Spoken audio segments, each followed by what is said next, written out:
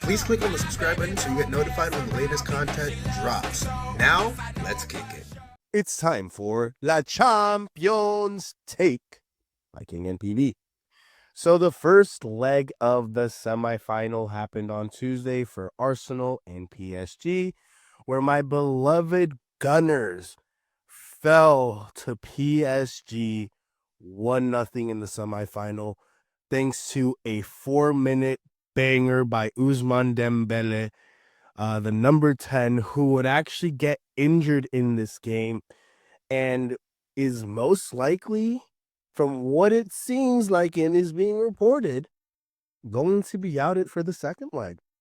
Now, realistically, I hate to say it, we were missing Thomas Partey, and we need a fucking striker, guys.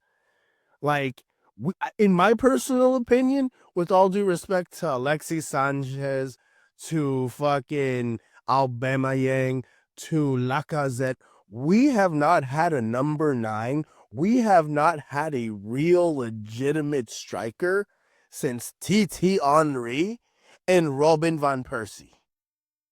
It has been over, I think, 15 years, okay? Since I think 2010, 2011, like 15 years, and maybe it was maybe a year, maybe I'll give or take a year, that we have not had a fucking striker that is world-class elite caliber 9, and it is killing us.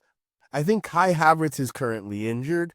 Gabriel Jesus is fucking injured, and I love Gabriel Jesus. He hasn't had the best of forms, but in this last game, kudos to our defense, because our defense held the line. I couldn't ask more from them, considering that we don't have a 9, and realistically, PSG has been playing lights out this year in the Parc des Princes, in all the competitions they've been in. Okay? Declan Rice can only do so much. Once Thomas Partey gets back, I'm hoping Declan can be attacking more forward, because I don't see Trossard as a viable striking option. He's a better winger. I think Martinelli could play as a striker, but realistically, even he struggles at times. And then, where was the moment of brilliance by Saka or Martinelli on the wings? Martinelli had a couple of moments where I thought, okay, maybe we have a chance. But where's Saka? Saka, by all intents and purposes, is better than Martinelli. And better than in my personal opinion, I think he's better than Ousmane Dembele. But he didn't show up. He didn't show up, and it pains me, because they made me a believer in the game against Real Madrid in both legs, where they beat them not once but twice, in the Emirates and in the Bernabeu. And they come out, and realistically, it could have been a lot worse. They could have lost by 2 goals at the Emirates and gone to the Parc des Princes with basically no hope. But we're down 1 goal. I think we can come back at the Parc des Princes and we can win, especially if we have Thomas Partey coming back and Ousmane Dembele is going to be out.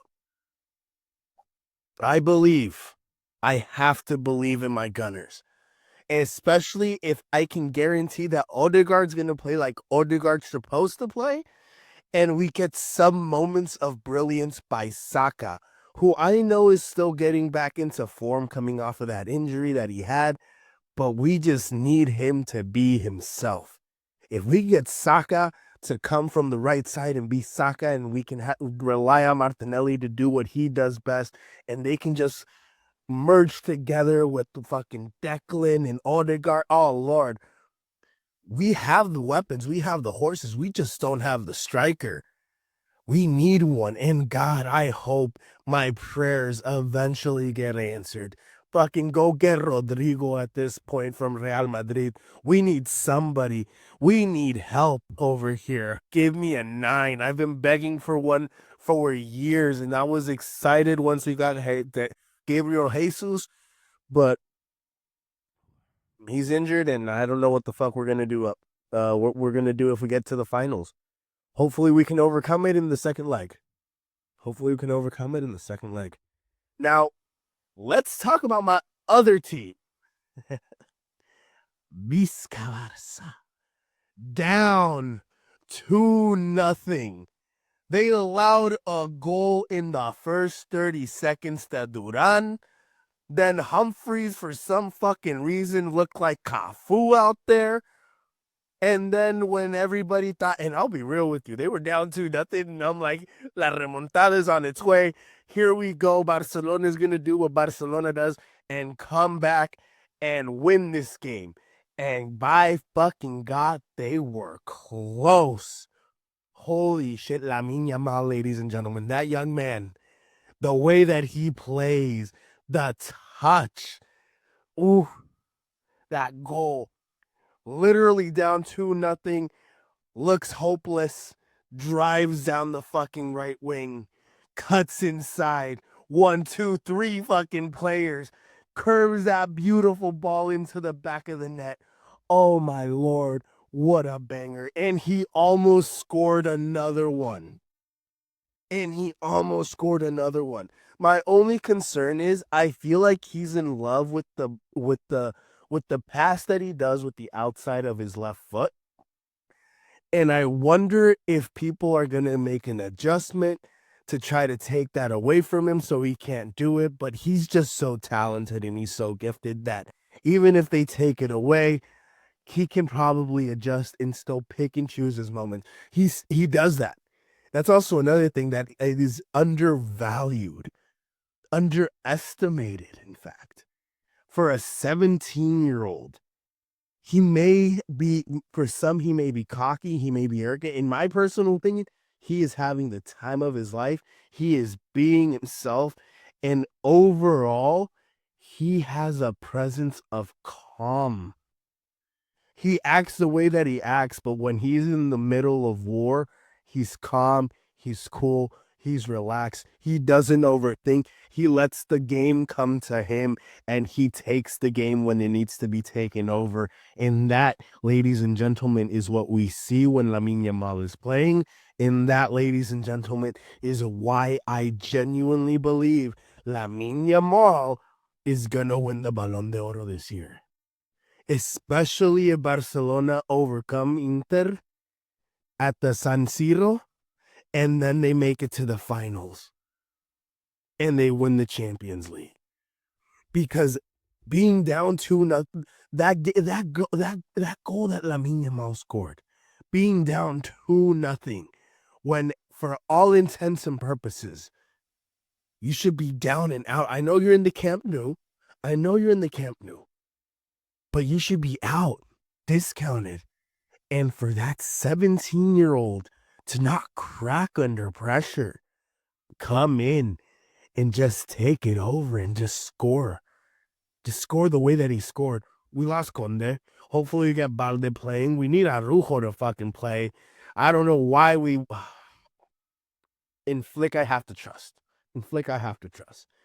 But now it looks like Lautaro Martinez might be injured for the second leg, excuse me. If that's the case, I think we're getting Lewandowski back in the second leg. If we don't get Lewandowski back, our defense, we're getting Balde back. We're getting defenders that we need back into the rotation, even though we lost, for example, Kunde today. And then they are losing their top player, Lautaro Martinez. So in my personal opinion, if we can keep our composure, keep our calm, bring back Lewandowski, let Rafinha do the beautiful things that Rafinha does, let Pedri play like Pedri fucking does, because Pedri, oh my Lord, the way that boy touches the ball sometimes, he makes magic. Now, I know today there was a second goal by Humphreys that looked bad on Pedri, because he didn't sacrifice himself. That's okay. We got the Tiburon that scored, and we got Rafinha that scored. I don't know why it was an own goal. I know it hit off Sommer's back, but either way, it should have still been a goal. I believe my Barcelona is gonna win. Visca Barça. Oh Lord, I'm so conflicted right now as a football fan. I'm like, I want the rematch from 2006 when it was Arsenal versus Barcelona and Barcelona beat Thierry Henry and oh my God, the flashbacks. Ronaldinho. Oh Lord. This time, I don't know who I want to win. I didn't know who I want. I think I wanted I know I wanted my Gunners to win the first one in 2006. This time, it's if Arsenal can somehow miraculously beat PSG in the Parc des Princes 2-0, 3-1, and make it to the finals. Oh Lord, I would want my Gunners to win so badly, but the fact that Arsenal, or not the Arsenal, that Barcelona, at that point, if they can overcome Inter Milan in El San Siro, have the opportunity for the treble, if they win La Liga, oh, conflictions, ladies and gentlemen, conflictions. But yeah, it is a beautiful time right now to be me as a fucking football fan. It is football's back in my life. The passion, you could see it in my face. Stay tuned, ladies and gentlemen. We're gonna dive into wrestling and we're just gonna talk about you gonna see what we're gonna talk about. We'll be right back after these messages. Thanks, guys. Guys, have you heard? Shady Mob Productions is an official affiliate of HBO Max. Click on the link in the description and sign up so you can watch hit series like Hard Knocks, Game of Thrones, and House of Dragons. Also, don't forget to hit that subscribe button so you can be notified when the latest content drops.